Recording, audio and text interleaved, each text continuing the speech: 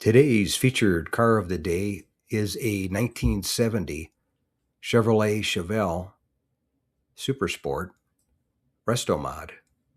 And this one had a 6-liter LS2 motor in it and had Wilwood brakes with 4-wheel discs, upgraded suspension, and upgraded wheels and tires.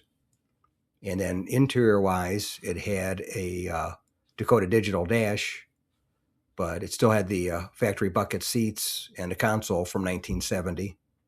And it was a automatic on the floor, and was a real nice car. Someone did a real nice job on the build. And this one I filmed at my local classic car cruise night in San Diego, California. And somebody definitely dumped a ton of time and a ton of money into this guy, and came out beautiful.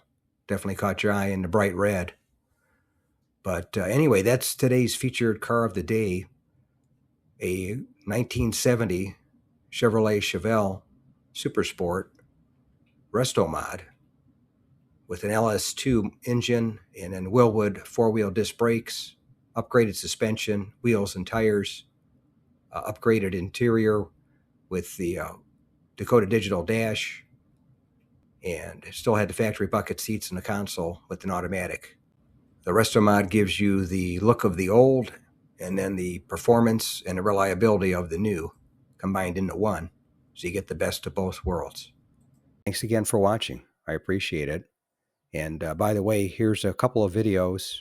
This will take you over to my page, and you can take a look at any of the videos that are there that look good to you. But thanks again for watching, and we'll see you on the next one.